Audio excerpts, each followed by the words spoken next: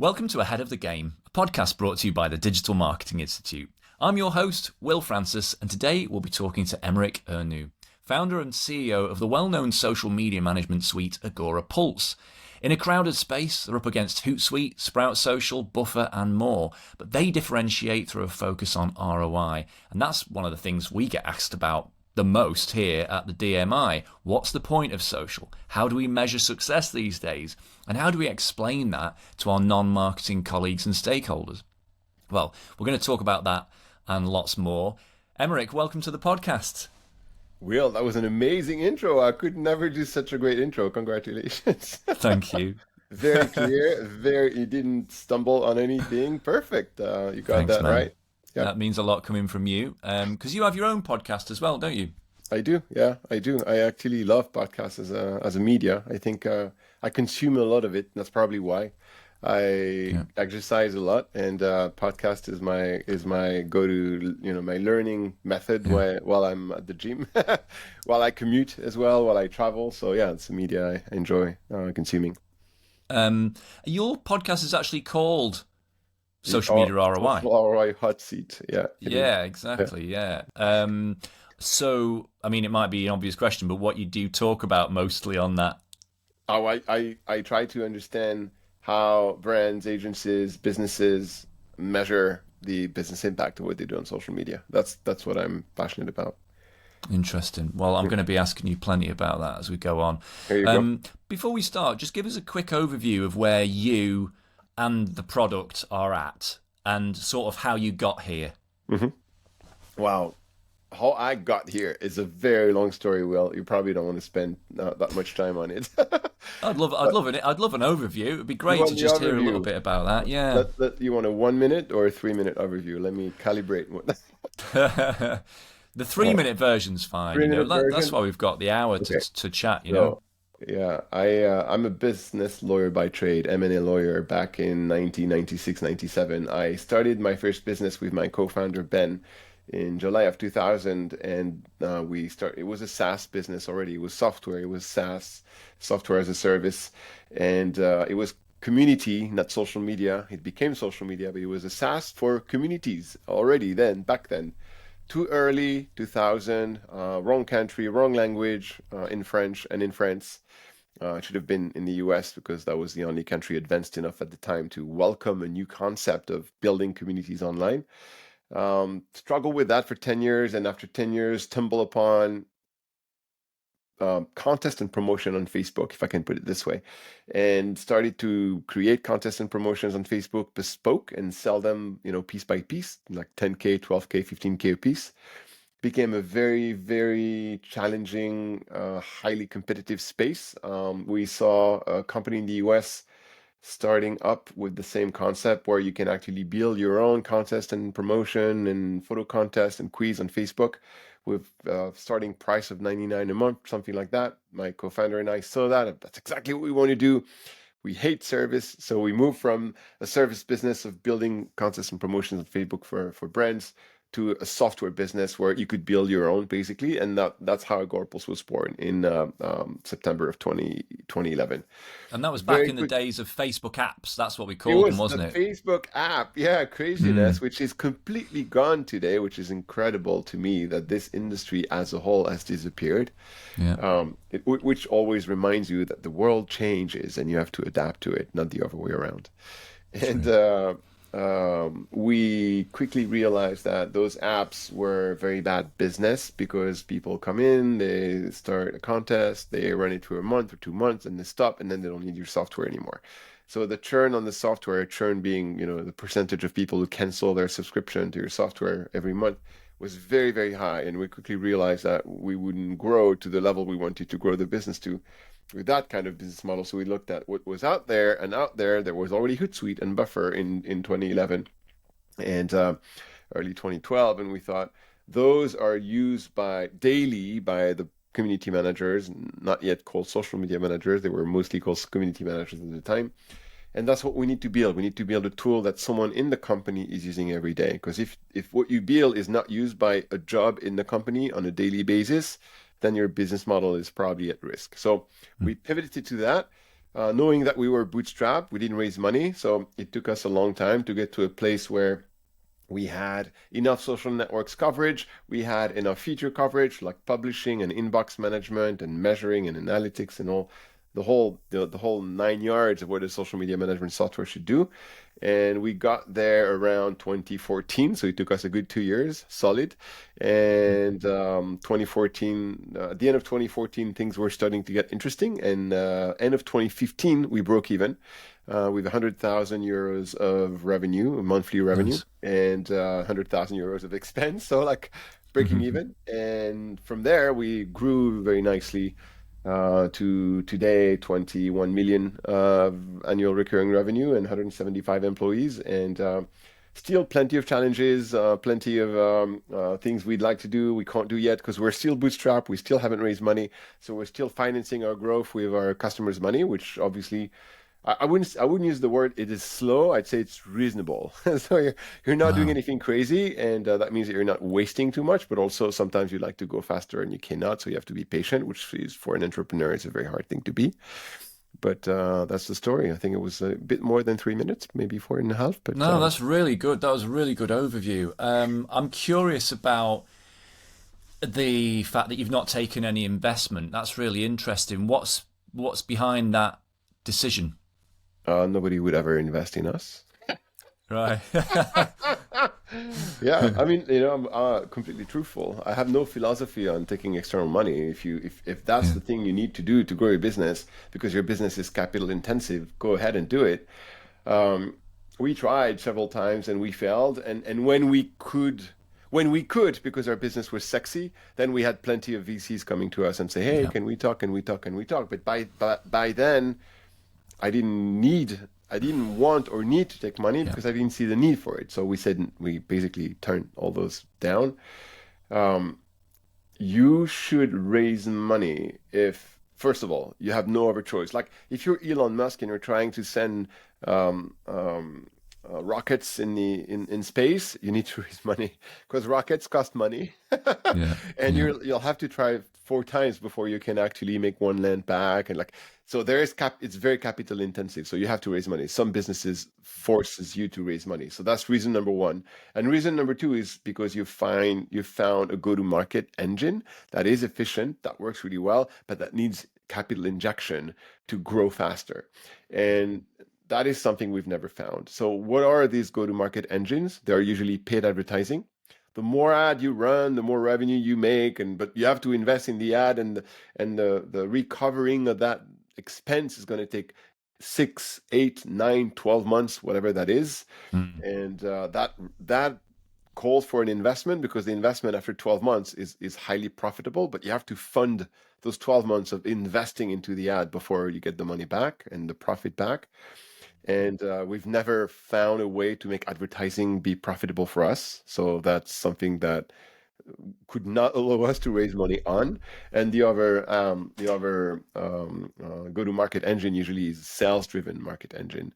Is you add sales and Yeah. SDRs, sales development representatives, or BDR, business development representative, and you add those layers of sales motion, and they keep cranking more and more and more customers for you. But you have to invest in their training, in their Yeah. hiring, in their onboarding, as they become profitable for you, but the first 6 months they are not. And it's almost the same mechanism as advertising. There is a time where you have to invest, and then there's a time where you can harvest. And, Yeah. and you need to finance the gap between the two, and that's where raising money makes sense. So we are Interesting. learning the sales part, but we're not efficient there. So raising money for that wouldn't work either. So that's why we'd never raise money when we were able to, because our business was sexy enough and profitable enough. Yeah, that's really interesting. That's great. And great to still own the company, right? Essentially, you've Yeah, not had at the to end of give the day, equity to investors. it's true, but at the end of the day, I know almost no investors who want to run the company in your place. Where Mm, investors are here to invest, not to run companies, because if true. they were, then they would be running companies and not investing Yeah. in them. Yeah. And most of them, if not 99% of them, when they are going to a place where they are firing the founders and trying to run things themselves or find other CEOs, it's usually that things came to an extreme that was very unpleasant and inefficient, and they had to come to that. But most investors I know are very happy. We view the founders Yeah. run your own business in an efficient manner. Yeah. So whether or not you own or don't own, normally if you're doing your job correctly and if you're maintaining healthy and good communication with the people in your cap table, you should stay in charge. Yeah. There's no reason why you shouldn't. Great. Well, you clearly love your job. Um, Why did you say that? no, you must, because you still you've been going a long Yeah. time and thriving and doing really well over these years. That's really interesting. I'll ask you more about that for sure. But thinking about back to sort of social media, so I feel like social media has changed a lot. I mean, your product has had to adapt to that in various ways.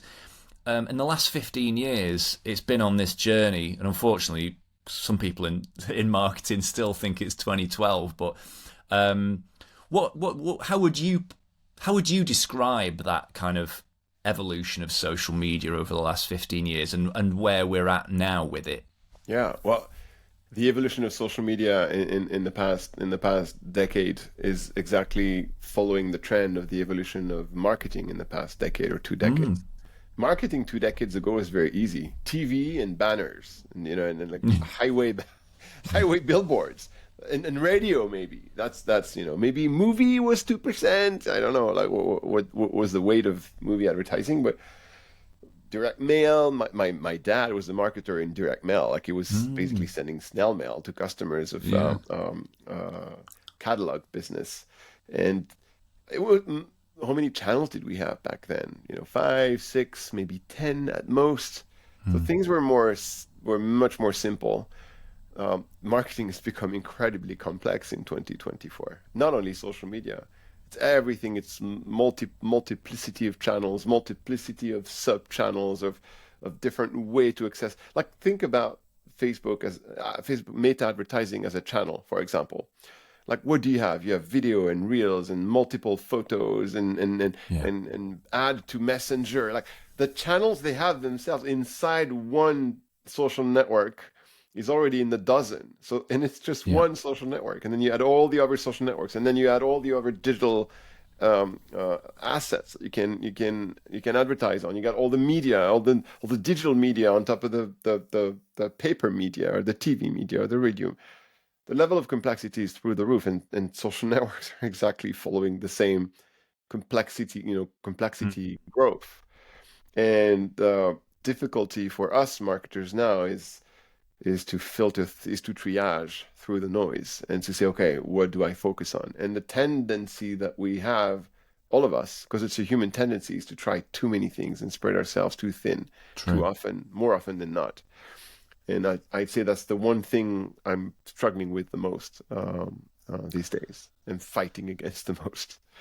Yeah, there's always just a million things you could be doing. That's I think something that sort of drives a lot of stress and anxiety and maybe even burnout in marketing, right? Yeah.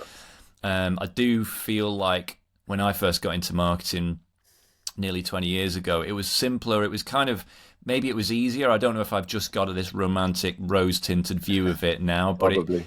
it felt like it was a bit easy because you just put stuff on the internet and people flocked to it. You didn't really have to try very hard. Whereas today, most content just goes unseen and uncared about, right? Because of obviously the fact that everything is so saturated and the algorithms just take the cream of content, show that to keep people on their platforms and kind of flush everything else down the toilet. So yeah, I do sympathize with the modern marketer, for sure. So thinking about that, when you see people, when you meet marketers, you see them using your platform, like what challenges do you think are present for social media marketers now that weren't really a problem 5, 10, 15 years ago? Well, the number one challenge I see and I hear over and over again is the perception of their work by their customers, if they're an agency, or by their boss, or by the other teams if they're doing that internally. And that has remained the main challenge for marketers who work on social media since I started to work on social media. in the early days, if I don't know if you recall that, but in the early days, people almost made fun of that profession. They're just spend their days on Facebook. They're having fun. They're having a good time. Every time I walk by them, behind their desk, I look at their screen. They're on Facebook, typing some funny message or whatever. It was already in the early 2010s Yeah. a difficult job to have because it was not I wouldn't say it was not legit, but it was not perceived as legit as True. someone who's running ads or someone who's writing copy for emails or someone who's writing blog posts and content, so on and so forth. So that challenge has not changed. It's still there. Now people understand social networks. They understand the complexity. They understand that it's not an easy job. So they don't make the same jokes that they make in 2011 or 2012 about the marketers who do that, but they still struggle to see, okay, what are you getting? You're getting likes? Yeah, whatever. So there's still that challenge about what is the value of what you do, really? I mean, apart from fancy memes and, we spend time or money or both on editing amazing videos for you to post on social media. But what's the point? Like there's a cost, a human cost, a time cost, or a money cost. And is it really worth it, or shouldn't we just put all our money on Google Ads or LinkedIn Ads or in something else, like a different type of activity or channel? So that is still number one, in my opinion. Number two is like we just mentioned earlier, the complexity. It is more and more complex. So if you're a social media manager in 2024, you have to think about twice as many platforms as you had in 2012. And on these platforms, probably 3 times as many different formats, like vertical video, horizontal video, and multiple photos, and PDF on LinkedIn, and yeah. So it is the complexity is definitely a big one. Yeah, I agree, definitely. And in terms of the specific platforms, what do you make of the current landscape? So I'm thinking about obviously the rise of TikTok in the last few years. I mean, firstly, just let's take that. Like, what impact do you think that has had? At the end of the day, what is social media marketing is producing content that is going to be seen where people spend their time on, where the people you want to touch spend their time on the web, and that can be TikTok for some, it can be YouTube for others, can be Meta still for many, can be Pinterest if you are, for example, in home improvement and you're not on Pinterest, you're probably losing a lot of opportunities and possibilities there. So you have to understand what your business does and where your crowd hang out, and be very focused on that. Because if you spread yourself, if I go do a TikTok strategy, invest a ton of money on a TikTok strategy, I'm probably going to lose a lot of money and time Yeah. because my crowd maybe is on TikTok, but it's not guaranteed. And there's also so much more noise on TikTok that I'm not sure I'm going to touch my crowd. So I need to focus on where do I touch my crowd with the most efficient way, and just be very, very, very laser focused on that. So the change forces you to focus. If I can summarize this, and do yeah, there's always opportunities to seize where a new social network emerges, but there's always a cost at seizing new opportunities, and that cost is your time and attention that gets diverted to something else, that may not be what you actually should be doing right now. So Yeah, it seems to me that turning up and doing a sort of 70% good job with the content is you're still short of the line, and it's like you kind of have to turn up and really smash it. It has to be 95% plus yeah, good, right? yeah, And so if you spread yourself even just a little bit thin you're done. and you're turning up and the content's okay but it's not great, ultimately the whole thing's kind of a waste of time, right? Whereas if you just say, no, we're not going to be on 6 different platforms, we're just going to be in these 2 places, we're just going to post this many times a week, but every time we do, it's going to have that quality that cuts through and gets cherry picked by the algorithm, right? You summarized it so well, Will. That's exactly what I told my team when I took over marketing in October. I said quality over quantity every time, every Yeah. single time. Because if you get amazing quality out there once a month, your outcome is going to be so much better than if you get 10 quantity a Right. month that nobody cares about because it's like all the others they've already consumed in the past. So it is absolutely crucial to spend all your time on producing that amazing piece that's going to make everybody feel like, whoa, that's Yeah. interesting. I've never seen that before. Tell me more. If you don't trigger that, then your marketing's worthless. True. I have to ask you what you think about threads. Where do you think that's going? I don't think about threads. See, that's exactly that. I don't think about threads. For me, threads does not even exist yet in my Interesting. world, in my marketing world of a marketer. I don't even look at it for now. And Yeah, no, I agree. I mean, I get I'm asked not about saying it, it's a but bad idea, it's a bad product. I just don't have no. time, and I know that paying attention to thread would completely divert my attention from what really matters in the business. And Yeah. I've seen competitors of ours, 3 weeks after or a month after Threads was launched, like we now have Threads. Yeah, why? I as an entrepreneur, I would never do that because I would let Thread prove to the world that it's there's usage, there's a crowd, there's an audience, there's a need from the brands that we serve, and I wouldn't anticipate that need because I don't think that's a good strategy as an entrepreneur and as a user.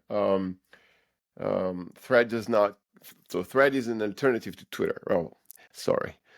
Thread is an alternative to X. All right.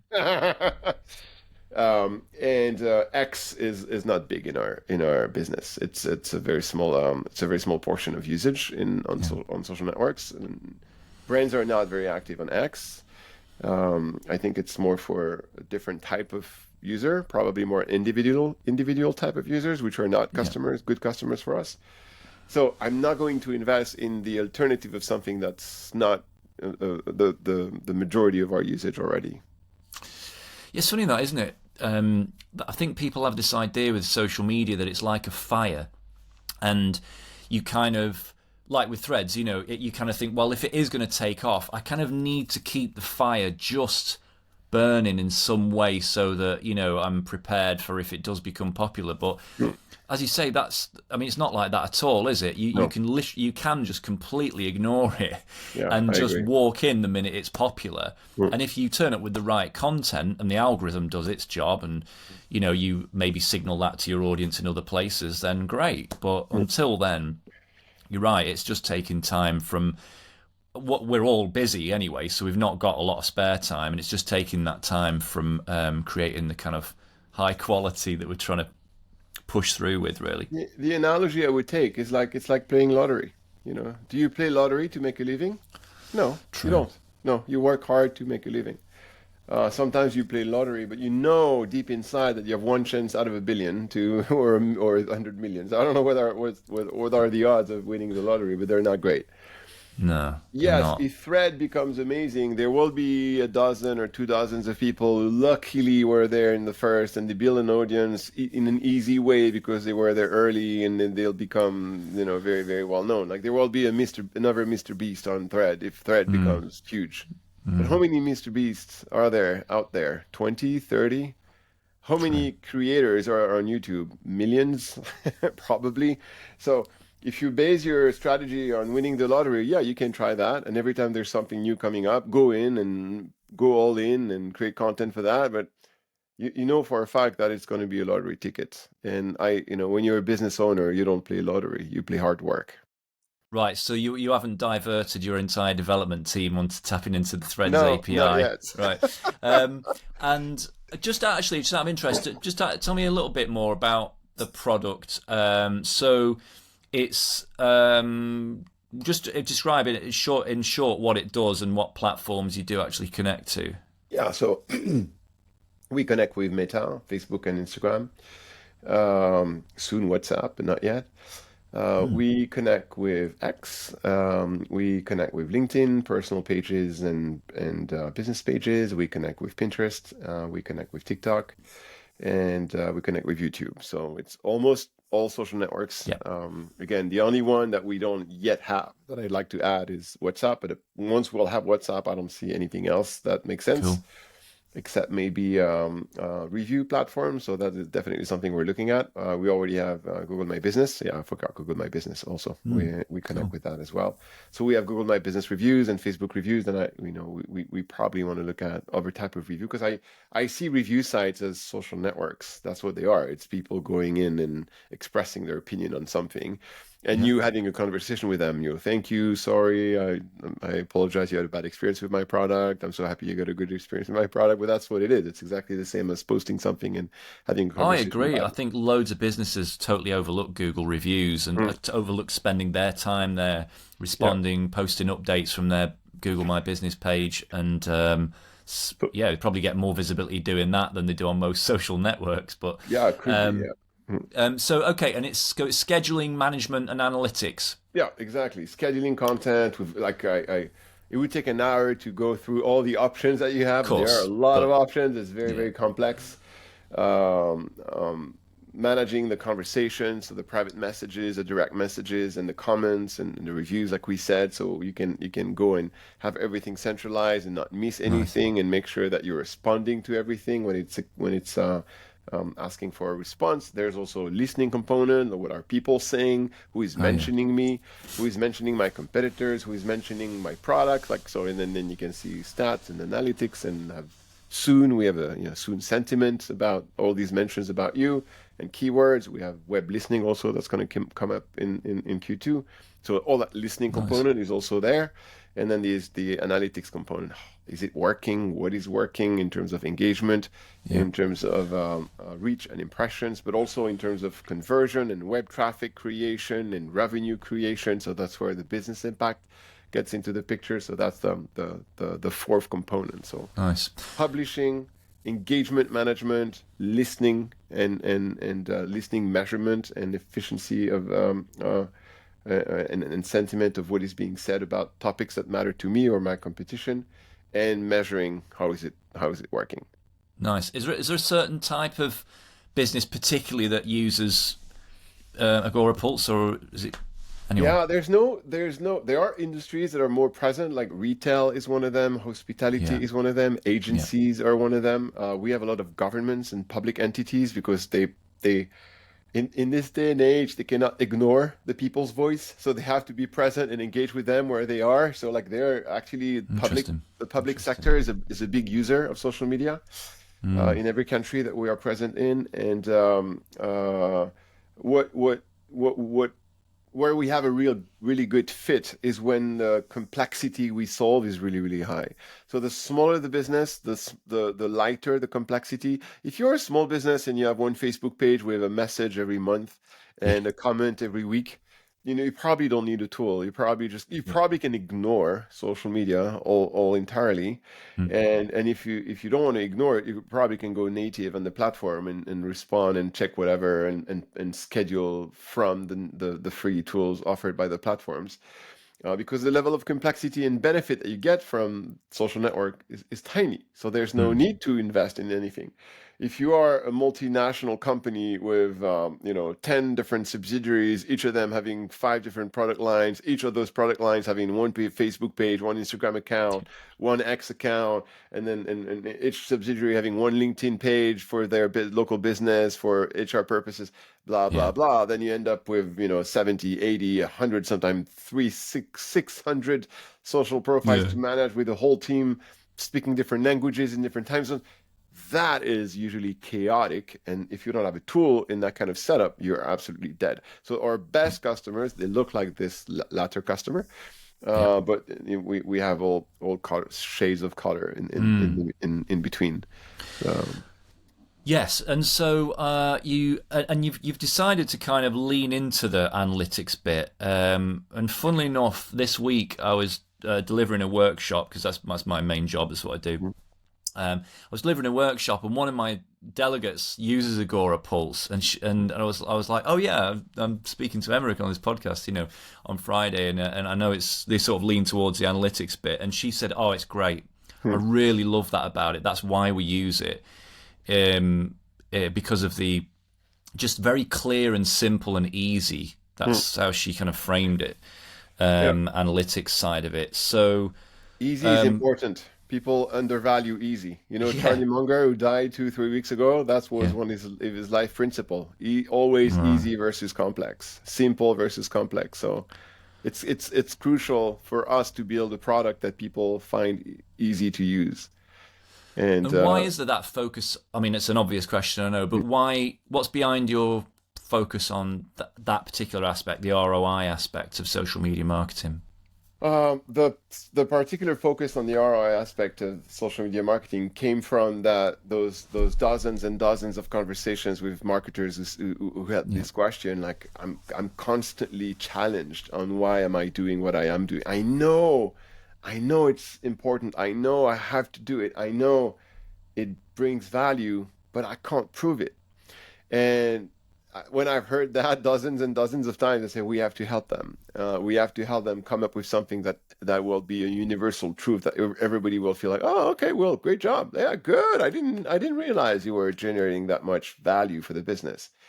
So it all came from that. We want to help our community, which is the community of marketers who are working on social media, and we identify this as the best way to help them. Obviously, solving the chaos, giving them all the tools, making them do things in 10 minutes where it took them 2 hours, all that's great. But when you look at all that, we're not that different on paper than the competition. And we thought that one thing the competition was not addressing is helping them prove that what they're doing is valuable. cool. Well, let's talk about ROI. I've got a few questions for you about that. So, I just want to know what your sort of current view on the most important social media metrics are, because the way I see it, there's a bit of a war on outbound links across the platforms. They're really deprioritizing that. So, the bottom of the funnel stuff, unless you're paying for ads, the bottom of the funnel stuff is harder. So, am I right in thinking it's more the top half of the funnel where we're driving business value with social? You mean the links? Oh, I mean, just in terms of measuring, in terms of measuring your social media Mm. activity, are the metrics that matter things like reach, awareness, engagement, as Yeah. opposed to clicks and conversions, because Uh, those things are harder than ever to I drive. mean, those are metrics that matter because you cannot create any business value if nobody sees what you're doing. Mm, It all starts there. Like when you think about it, if there is no reach and no impressions for your social media content, whether you pay for it or it's all organic, your social media content is not worth creating. It's as simple as that. So obviously you do want to follow the metrics of is it being seen? Like are people consuming it? And in many networks, especially Meta, it's harder and harder because you're competing with a lot of people. So maybe you yeah. want to pay for some of that. You have the post boosting, so you can still do organic stuff and decide to put some euros or pounds or dollars behind the organic content that you're creating. But you need to see visibility. If there's no visibility, then there's no need. Like if you're writing blog post and it's not SEO optimized and nobody ever find out about your blog post because they won't see it in search, or they won't search for it because nobody cares about what you wrote in terms of SEO searches, or you're Yeah. not promoting them, like take it all the way you want, then the blog post was not worth writing. The same thing on social media. Once you get the reach, once you get the impressions, once you get the visibility for the social content that you put out there, then yeah, now comes the okay, what is that visibility giving me? Is it giving me the right people? Is it giving me the right behaviors? Is it giving me traffic? Is it giving me recognition? And it's okay to do social for being recognized and not necessarily for driving traffic to buying something, because not all you do is selling stuff. What you do is also building a brand, being seen as legit and all these different things. And it's okay to pursue all these goals. And you need to be clear about what is the goal of this post and that post, and what is the goal of my presence on Twitter. Maybe what you do on Twitter is just for recognition and for brand awareness, and what you do on LinkedIn is going to be mostly to sell, because I don't know, if you sell to a B2B audience, you're probably going to be very focused on that on LinkedIn and trying to reach them on LinkedIn and build that audience around your page on LinkedIn, because you know that's where they hang out, or at least that's where you can identify them through LinkedIn advertising and then create the audience around that. If you go on TikTok, there's probably no way for you to know, are they B2B marketers or are they not? I don't know. I'm on TikTok. I have no clue. I can't figure it out. So I'm just going to use TikTok for another purpose. Maybe if that's what you want to do. And then you're going to measure it differently. So it starts with how do I get visible? And then it follows by what is my actual purpose and my actual goal on this one platform and with this one post. And then you get the measurement accordingly. Because if you try to measure business impact and revenue on a platform where you're never going to sell anything because this is not your audience or this is not your final customer, you're wasting your time. So it's important to know why you're measuring what you're measuring, but you still need to measure something. Yeah, because you showed when we spoke previously, you showed me how you in the dashboard you can see clicks from social posts and then see revenue generated from that, right? So you can literally see the monetary ROI. If that is indeed the purpose of the post. How does that work? Do you have some tracking code that people put on their website? Oh, we rely on GA4. So we looked at what is the analytics software that most of the world is using, and most of the world is using Google Analytics because it's free and it's very efficient and it's very comprehensive. And we plugged with it. You can install through their API or a Google Analytics integration. And through GA4, we actually know where the traffic that is converting on your site is coming from. And what you had before Agora Pulse is you would be able to see that, that revenue came from Facebook, or that download of an ebook came from Instagram or Twitter, and that conversion of any kind came from whatever. But you didn't have more than the social network it came from. And that was nice, but once you know that, what do you do about it? How do you improve or how do you change your behavior on those platforms? Well, you can't, because you don't know exactly what led to that.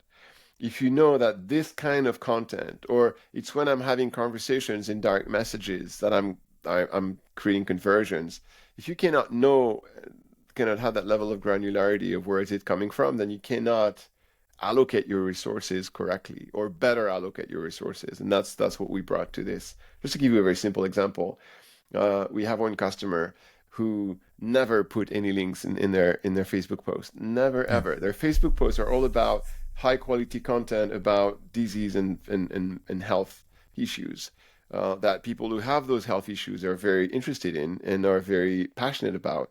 And that's when the conversation is starting in the comment that they put the link. It's, oh, by the way, here's the link to the medication that we have. Like, we have a plant-based medication that you can buy if you're interested. And that goes in the conversation in the comment. And they do the same thing on Instagram. They're actually very, very successful on Instagram.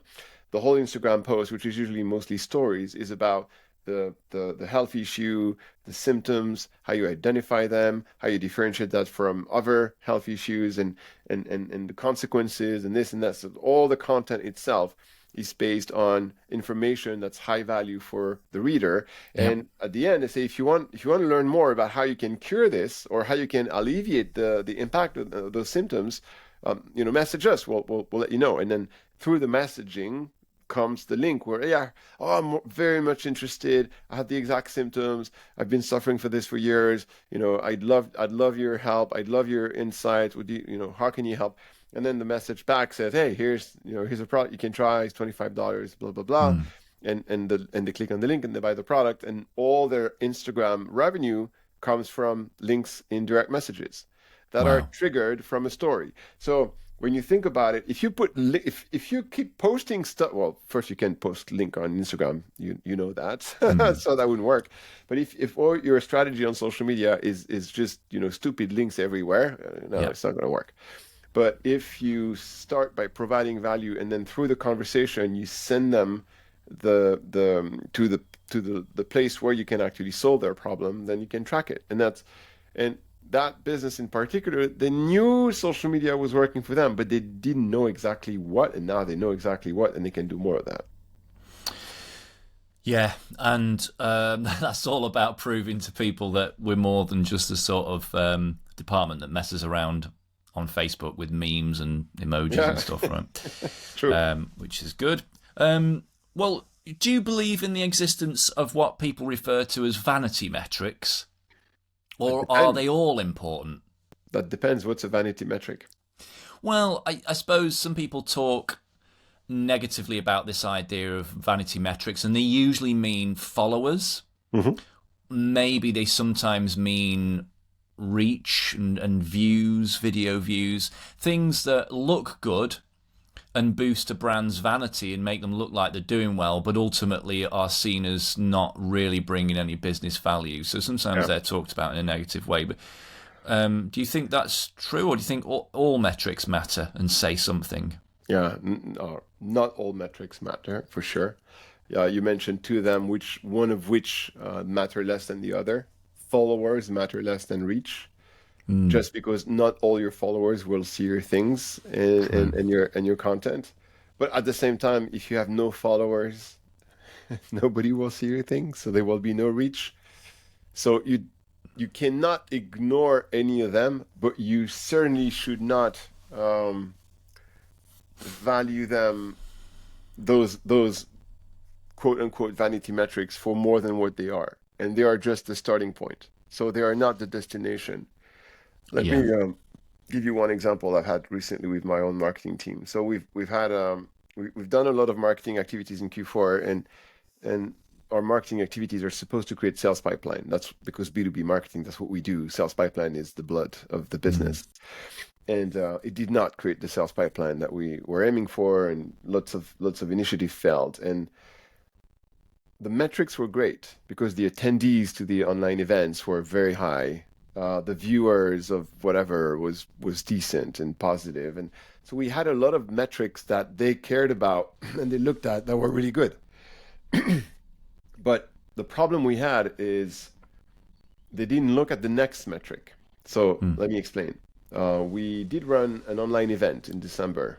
3,000 attendees. That's a great number for attending an online event, isn't it? Yeah, really Only good. 13% actually attended. Is that a great number? No, it's not. Out of those who attended, almost none or very few were qualified as marketing qualified lead for our business, MQL. And Mm, MQL is a very clear definition for us. It's a certain size of business, it's a certain geography. So if you're in Western Europe or in North America, you are an MQL. If you're, I don't know, in Bali, you're not an MQL because Indonesia is not our target market.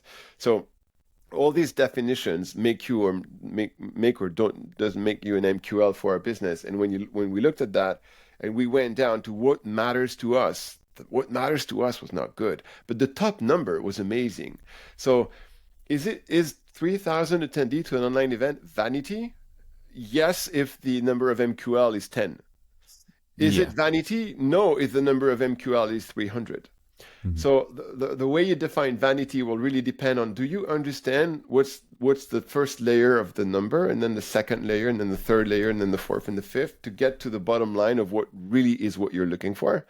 And you cannot get what you're really looking for by doing no vanity number in the first place.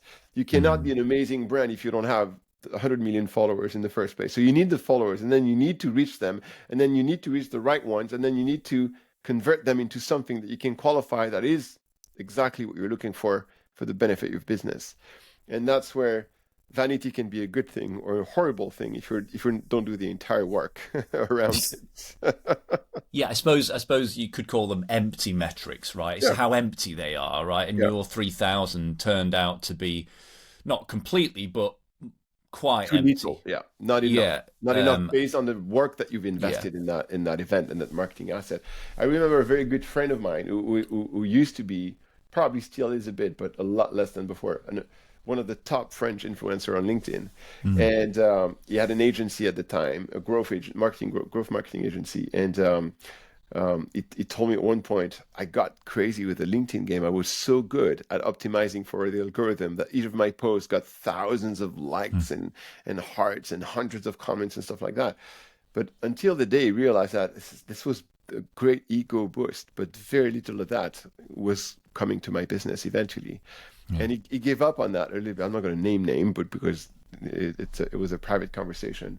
But he gave up on that. So for him, that LinkedIn influencer status was vanity because it did not convert into enough business, or at least not the business he wanted to convert into. And you have your vanity, I have my vanity. It's for you and I to define. I'm going to look at this, but from a distance, and I'm not going to pay too much attention to it because I know that in itself, that thing is not enough. Yeah, absolutely. Yeah. It's interesting that I have noticed over more recent years some influencers on varying platforms kind of just quitting, and it always seems a bit odd because it's like, God, you've got like 2 million subscribers on YouTube or something. But I think there does come a point where some people realise that for them personally, perhaps the value, the ultimate value when it drills down just isn't quite there. Yeah. It is interesting. And there's a cost. It's costly to maintain. Yeah, exactly. It is a cost. You have to create content, you have to answer the comments, you have to be present. Yeah. I mean, there's definitely a cost to being a star on social network as a business or as a person. Yeah. Do you want to pay the price of that? And the answer is yours. I mean, but there is a price. Yeah, true. You must be privy to what social media marketers are doing with your platform. I'm curious, what success strategies have you observed being executed through your platform or just generally in social media marketing at the moment? Yeah, the ones that are the most successful are the ones that either already have an existing active, engaged community. Those are successful. It's like if your business is going up and to the right, you can be a bad marketer, you're still going to be very successful. So those who already have an engaged community, whatever they do, they're successful. Those who do not already have an engaged community, they have to be very creative with all the differences and with all the complexity, if I put it this way. So if you take that customer I mentioned earlier, they had to be creative with stories leading to private message on Instagram, and then they had to be creative with posts that led to threads in the comments on Facebook. So they could not rely on let's throw stuff there in the post and see what happens. They had to, what are the different content types that we can use that the platform is offering us? How can we tweak them to get something new out of them, to get something that is not going to be the common way of using the platform, but like a hacked way of using the platform that's going to give us what we need. So it's either the community was there, super engaged, and they're just surfing the wave and it's easy for them and good for them, or it's not, and they have to be creative with leveraging the tools that the platform offer to them. But apart from that, it's either the community makes me win because it's there, or I have to work really hard and be really smart about how I leverage the platform to make it work for me. But there's no middle ground. Nobody's winning by not working hard or not already having something super engaged. But look at web and SEO and if you start a website today or a blog today, same thing. You either already have an audience or an email list, and you're going to drive all that email list to your blog, and you're going to have success because they love what you write and they're going to be very excited about what you do. Or you don't, and you're going to have to be very, very freaking creative to make people come read your blog because it's 2024. There are already a bazillion of them, and you're on the kind of content you write and the kind of tactics that you pick to drive traffic to that blog or that website.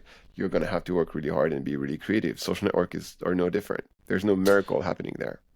It is true, that, isn't it? People often miss that part of like the equation, and it is an equation. It's like that old saying, the product is the marketing, or actually there's a better saying from Jeff Bezos. It's something like, advertising is the cost of not having a remarkable product. Yeah.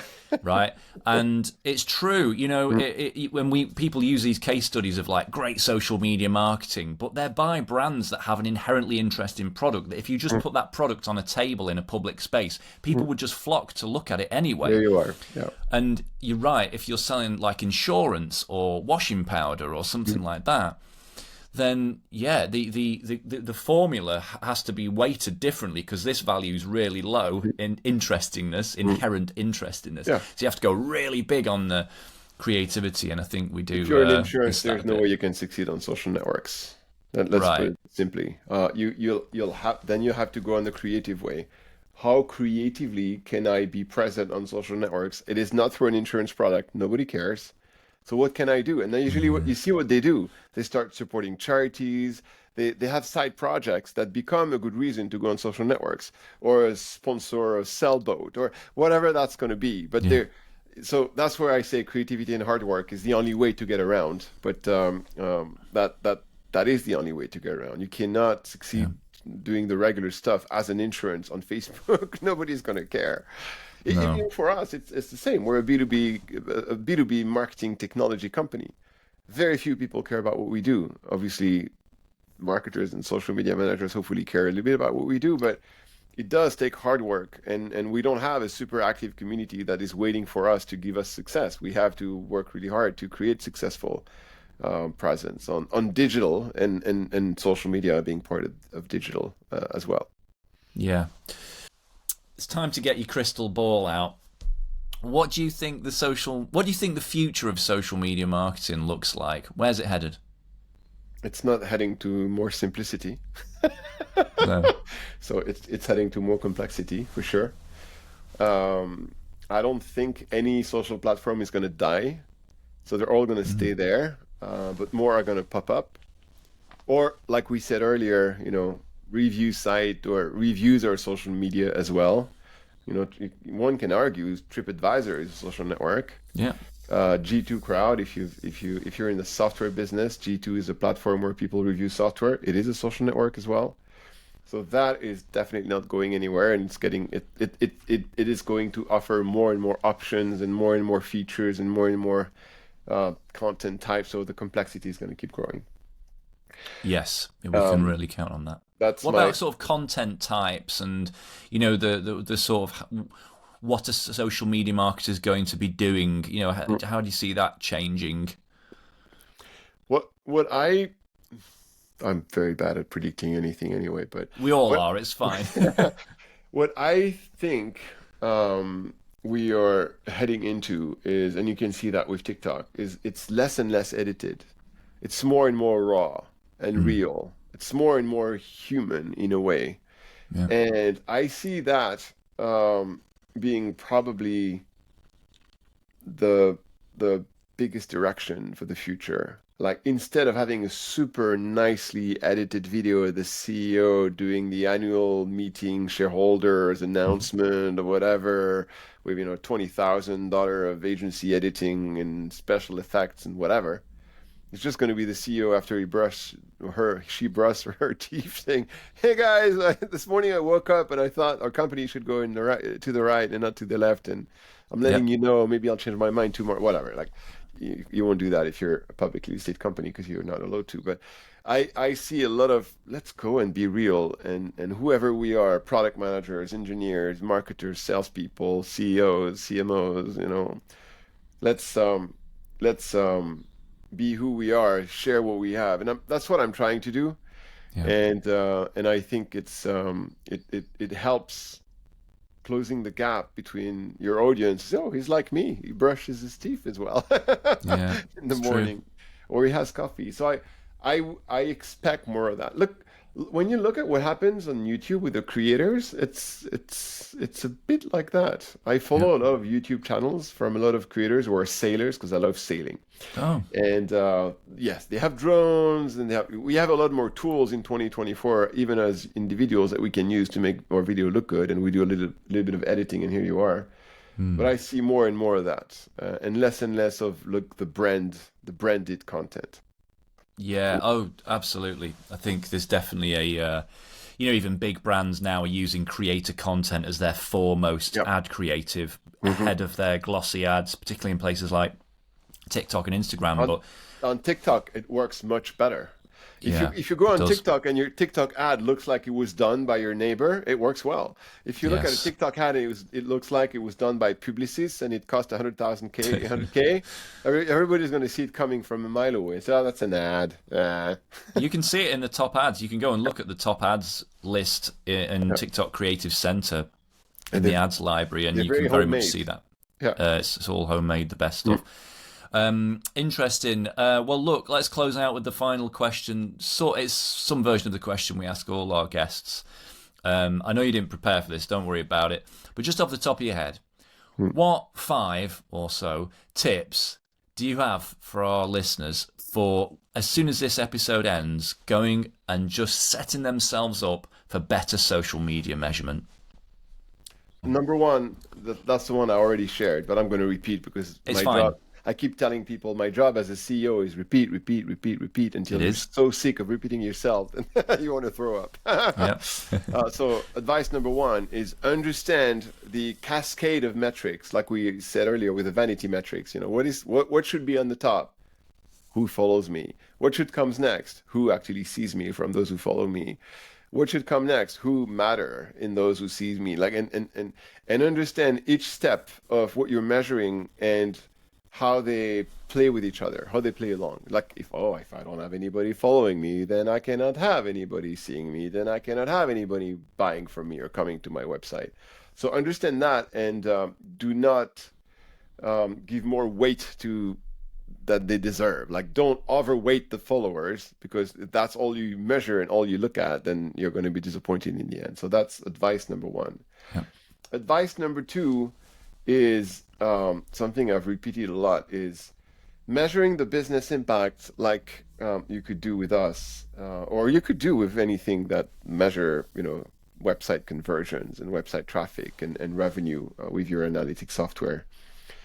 Is not going to measure and capture all the value that you're creating with your marketing. Some of your marketing is here to create demand and not to capture demand. Let me explain that. Capturing demand is you want to buy my stuff. You go online and you search for my stuff. I'm going to make sure I'm present before your eyes when you search for my stuff online. That's going to be Google Ads, SEO, referrals, being present in the right forums, the right software review if it's me selling software. So that's capturing demand, right?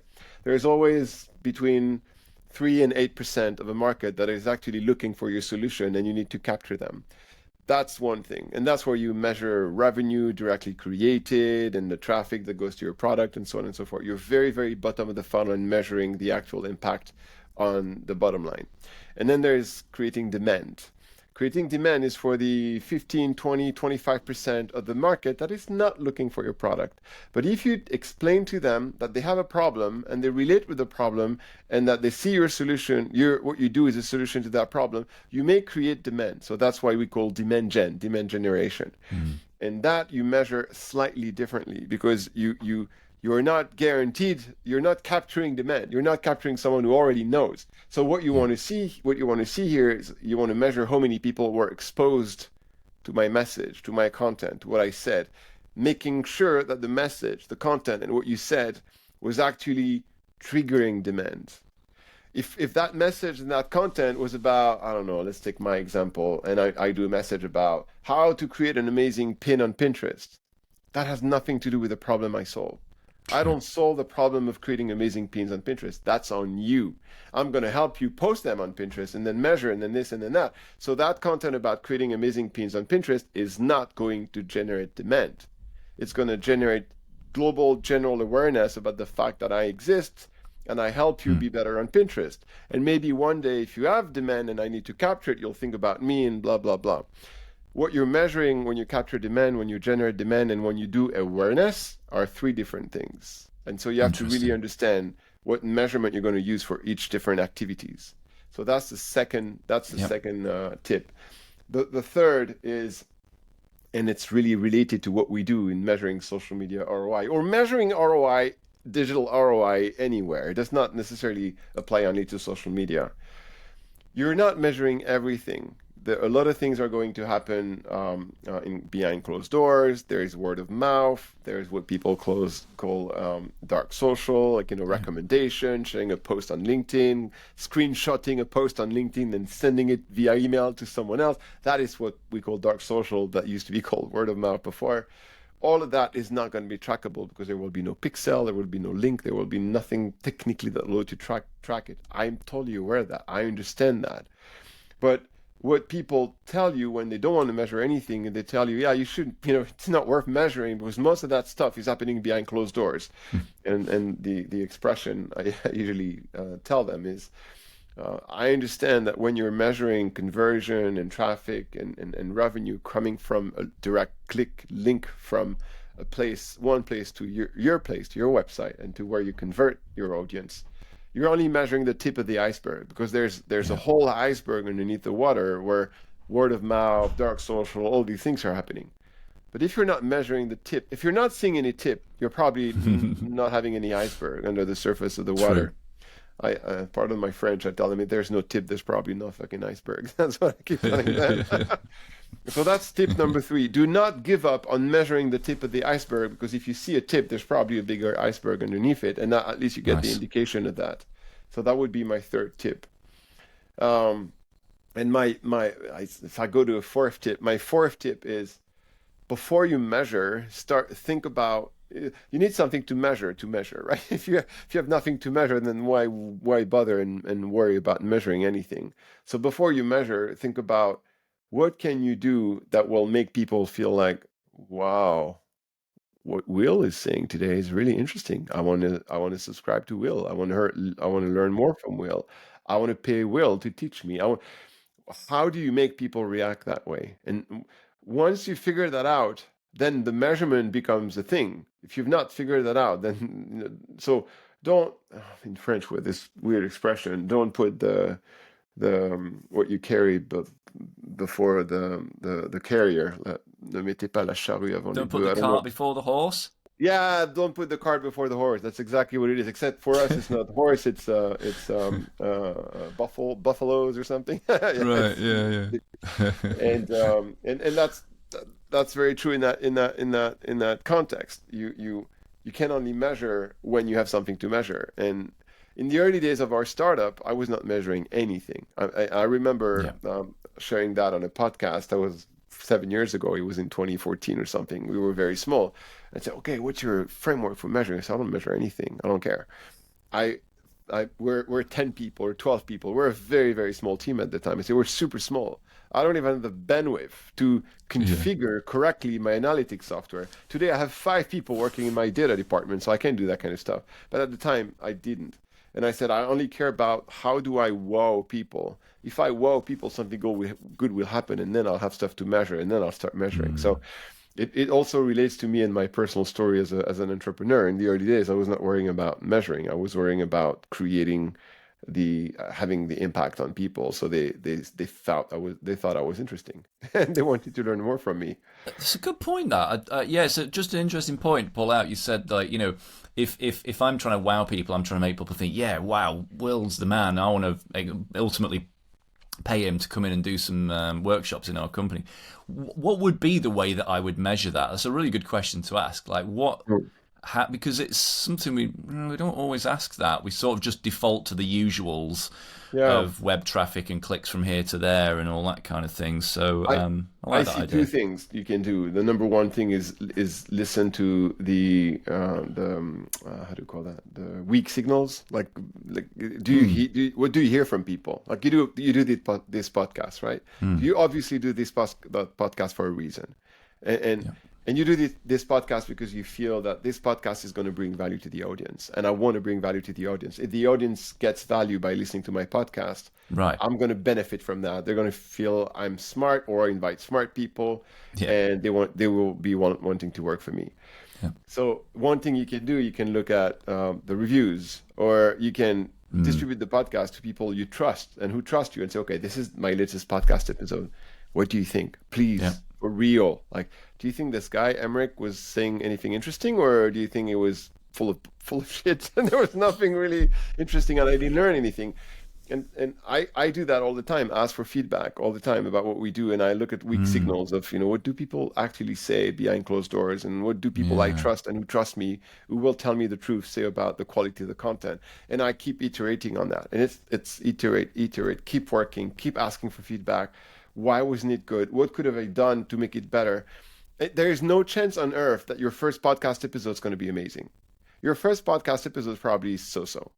And then you get to the 10th and the 100th and the 200th, and and you get better and better and better because you ask for feedback and because you make sure that what you create is actually valuable, and you've learned through those hundreds of podcast episodes, this works, this doesn't. This kind of guest puts my audience on fire. That kind of guest, they don't care. So I should only invite this kind of guest and talk about. And it's true of social media that, if you look at accounts that are doing well on LinkedIn or TikTok or wherever, they're only getting into their stride when they're like past their 100th post, right? Absolutely. And it's that starting and being kind of crap, and that kind of crap that you have to churn out at the beginning that puts a lot of companies off joining new platforms or trying new formats. But the reassurance I always give people is no one's looking. In those early days, no one's looking anyway. So just sort of get that all out of your system, and hard work to learn what's going to create that, and it is, and be prepared that it's not going to happen in the first attempt. It's going to take time.